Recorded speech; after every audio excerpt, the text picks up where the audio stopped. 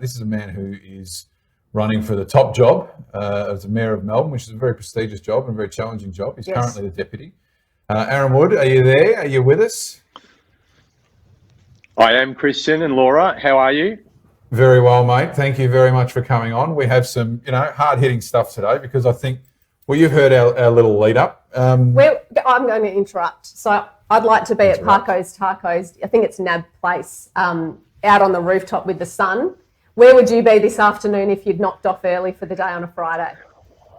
Well, like Laura, you painted a picture for me there. I was actually tasting the tacos. I think there was a margarita was next to me though. So, look, I'd love to be at Arbury afloat down there on the Yarra River. A few work colleagues talking about the fact that we're one of the world's great cities and what an amazing place to be. And just, I love that Melbourne thing that we didn't want to be too overt about it when the times were good, but we'd just sort of sit back quietly, and we felt pretty proud of ourselves. You know, we knew we were from Melbourne, and we were pretty proud of that. So that's where I'd love to be, sitting out there having a couple of drinks, watching the Yarra sort of go by, and thinking we're a pretty good city. And we're all going to be saying, how good is this? Absolutely. And I think, when you were talking before about what makes Melbourne Melbourne, we don't have the pristine beaches or, the Sydney Harbour or anything like that. And the less that's said about that city, the better, really. Absolutely. What we've got is these amazing laneways that twist down every turn. And it's almost like you discover your own Melbourne each time. And I think one of the important things for our city is that we're really a conversation city.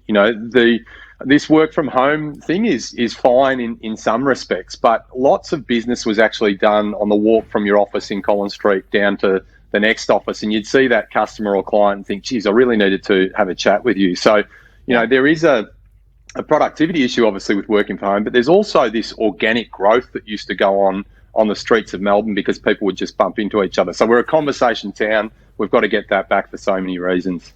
True. No, I love it, mate. And so that's a very gentle segue into me asking what I think is probably the key question. You're running for the top job. You've been there for some time. You have an idea how the machine works.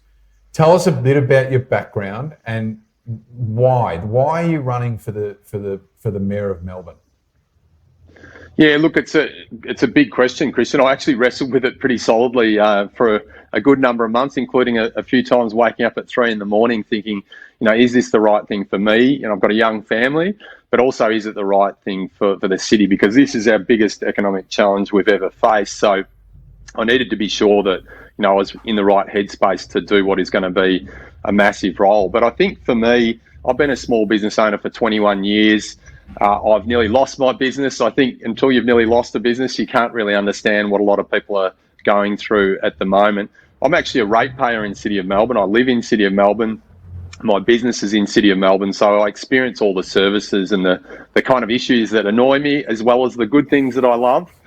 So I've got a real grounding in what makes this city tick. And of course, I've been on City Council for 8 years now, so I know how the actual bureaucracy works. But I also had to step up and I was acting Lord Mayor for 6 months. So I've sat in the top job at what was a pretty difficult time for the city. So that all combined and that sort of history, that understanding of small business and that focus on ratepayers that I'd bring is really what I think sets me up for the role. Well, you mentioned ratepayers, and I think this is something that you rarely hear much reference to be honest. What's the mix of ratepayers in the Melbourne City Council and what are you hearing from them? I mean, I know you're pounding the pavement digitally at the moment, but what are you hearing from them and what are their challenges? So look, their challenges are my challenges. My business has had a 95% revenue drop because it's in events and education. So a lot of our ratepayers are small businesses. They're really contacting me on an hourly basis saying, we can't keep up with these fixed costs. Can you do anything about, waiving liquor licensing? So I took up that challenge to the state government and was successful there. What can we do about some rent relief? Can landlords get some assistance as well? Because they can't carry the can, for all of these sorts of costs that are building up. So just about every issue that you could think of is facing business right now. And I think the sad thing is, particularly in hospitality, my brother's in hospitality and, that really gives Melbourne its vibrancy. So it's not just about jobs and economic growth. It's literally the fabric of our city. And what we know from our data is that we've lost about 8% of our hospitality businesses already. They're carrying too much debt coming in to this pandemic, and we've lost them. But, we can't lose sight of the fact that there is, a big residential population in City of Melbourne as well. So, some of the really small issues like graffiti tagging and waste and recycling. So, yes, there's a focus on the big strategic economic rebuild, but you can't do that at the expense of those little issues. Those small things that make Melbourne big are really important as well. But everything's important because every single person, every single ratepayer is going to have that one hot topic that's important to them. But I know that, still when you're running your platform, you've got to kind of keep it nice and neat. And I know you've got this 5-point plan. So we'd be really interested for you to run us through it and talk us through sort of those headline things that you're really focusing on as a group. Yeah, and I'm pleased you mentioned that, Laura, that people do focus on those small things. Usually when I'm up trying to get my coffee on a Sunday morning, someone will bump into me and say, hey, my wheelie bin didn't get collected last night. So it does bring you down to earth very quickly. But no, I've got a 5-point plan. And I think, there's a lot of elements that sit underneath each of these points. But the big one is we've got to get people back into the city. We've got to let businesses open COVID safe. They did it well after the first lockdown. We know from the big surveys of a lot of the big employers that a third of our workforce wants to get back into their offices. They want to interact with humans. So, homeschooling and work from home hasn't been a joy for them. And as I said before, that conversation town, that organic economic growth that happens. And when you get a big employer bringing, a third of their workforce back in, maybe they bring them in a day a week and they stagger that across the week. That's coffees that get bought. That's, people going for after work drinks. The next thing is we've got to support our hospitality industries and our tourism and our retail. So shop the city, eat the city. We announced a big voucher program modelled on the one in the UK where you get discounts for going and shopping in the city. We've got to really get the construction boom going. So that's the other critical point. These big areas like Fisherman's Bend, Eagate, let's supercharge those with public infrastructure and get them going. The other focus, though, is about having a city which is a caring city. So I've made some big announcements around how we tackle homelessness. It's an issue that, really gets to people. They want to see something done about it. So we'll appoint the first chief homelessness advocate to really plug a lot of those gaps. We'll build 200 affordable homes on council-owned property as well. And the other thing is, and this is where it gets to the smaller bit, is we've got to reduce the burden on ratepayers. So I froze rates this year. That was my push to get that done. We'll freeze rates again in 2021, waive street trading permit fees, waive food permit fees to try and reduce that cost of doing business in our city. So it sounds like a relatively simple plan, but there's lots that sit underneath that. No, and there's a lot of, like we talked about how, for 25 years this country has had, uninterrupted growth in inverted commas. There have been per capita recessions, but a lot of things like immigration and property price increases, et cetera, have sort of smoothed it over. And that's going to happen in a human economy. Things are going to go up and down, but these things these levers just aren't going to be there. So we're going to have to really roll our sleeves up and get our hands dirty. And when businesses are doing well, you can charge the street vendor permits, and you can charge all those things because it isn't really a barrier to entry because things are humming and a business is going to get the income to be able to make those payments. So taking those things away and making the barriers disappear, means they can maybe hire another person to work a few hours a week. I think they're really good initiatives and actually, they're really Arron, tangible. Sorry, that's a good point. The state government's talked about outdoor dining. Now, I'm not an expert on this, I must say. Is this possible? Do you think this is something that is within the recipe of getting everything going? Is this a possibility? Yeah, it's definitely a possibility, but this is where I'll get a little bit grumpy about things. I have to at this stage to say we haven't brought business and industry into the tent enough when we're doing this planning. And that's been never more apparent than this roadmap out of stage 4. You've got industry groups like, the Victorian Chamber of Commerce, the Business Council of Australia, the Australian Industry Group have all come out and just said, this is unworkable. Yeah. And what we need to be doing is sector by sector, bringing in these industry leaders and allowing them to work on these COVID safe recovery roadmaps so that they work. So when that outdoor alfresco dining one was announced, yes, it's a great supplement to the business models that exist, but it can't replace indoor dining, because Melbourne, we have 4 seasons in an hour, let alone in one day. This idea that alfresco has suddenly become a replacement business model for 4,000 hospitality venues that have been trading indoors for such a long period. So I think it's going to be a great thing. It'll be a pretty novel thing to have a lot more of that alfresco dining. But I've been a massive advocate for letting our indoor venues open COVID safe. They can do it. Let's get the best rapid testing, the best contact tracing, all these sort of systems that we're known for, and let's let our businesses open.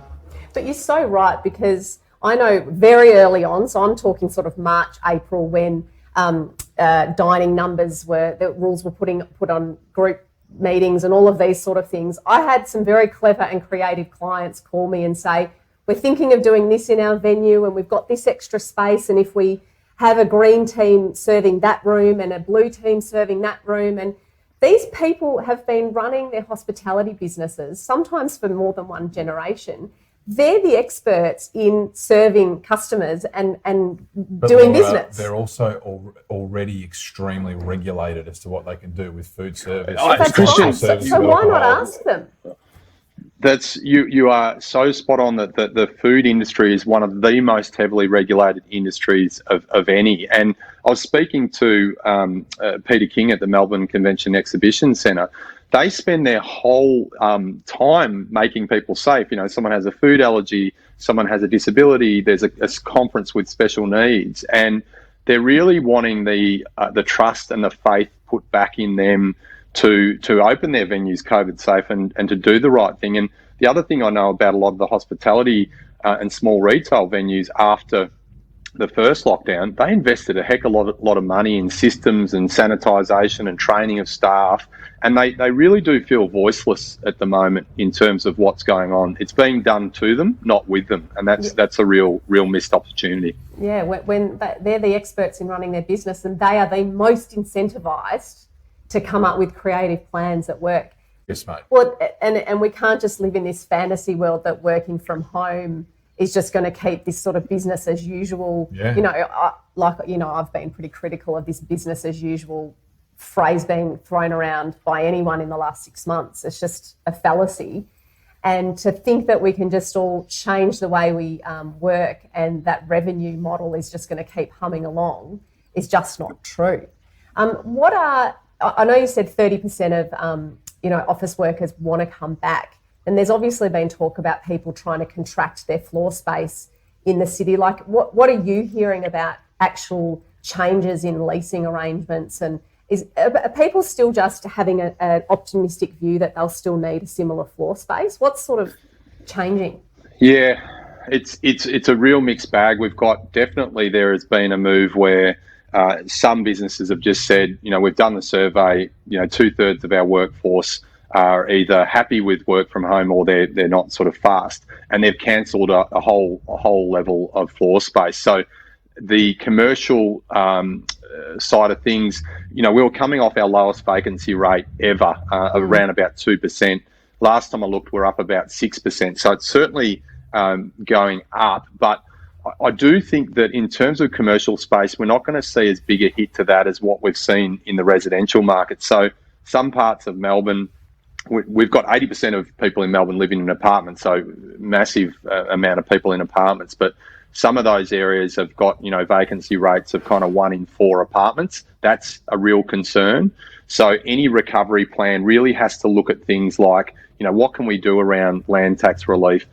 For business, what can we do around payroll tax relief? Yeah. Anything that we can throw at this right now. The economic challenge is huge. What's at risk is huge, and equally the stimulus and recovery packages that the federal government and indeed the state government come out with later in the year have to be, we've seen big investment already. Yep. We need to see even bigger investment in infrastructure projects and setting the structural economic drivers as such that it releases a lot of businesses to invest. Arron, you have summed it up fairly well, I think, right there. I think we're, as usual, running light for time. I think you wanted to give Arron one chance to have his. You got 30 seconds or less to tell us if you have one message that the people of Melbourne business, residential want to hear from you. Fire when ready. Yeah, Christian, I think the biggest thing is that if we can revive Melbourne, make it the economic powerhouse it was, we can revive Victoria, we can revive Australia. That's the simplest message. And then why I'm the right person for the job is that I'm a ratepayer, I'm a small business owner. I've done the job in the most difficult times and I'm ready to do it again. Arron Wood, thank you very, very much for joining us, and thank you for your candour. I wish you luck. We wish you luck with your campaign, and mate, we'll check in with you on the other side. When's the final sort of call? October 24th. October 24th. The ballots will come out October 6, 7, and 8. So vote one team, Arron Wood. That's all I've got to say. Good on you, mate. Good on you. All right. Well, we'll talk to you on October 25th, mate. All the best. Thanks so much for joining us. Great to chat. See you. Well, I was already in a good mood. And now? I feel buoyed. I feel like it's so good to hear people who are excited, passionate, and not focusing on the issues. We all know the issues exist. Yeah. Let's look at getting things back to whatever the new normal is, and getting us back, walking down the path and waving at our colleagues and friends and grabbing that coffee and having that drink. Absolutely. I think we have to be very bold. I think this is not the time for status quo. I think this is the time, if you're going to take a risk, take a risk. And I'm going to take a risk now and say we're going to call the show for the day. Thank you very, very much. Thank you, Arron Wood. Thank you, Laura Racky. Thank you, Christian. Star as always. Have a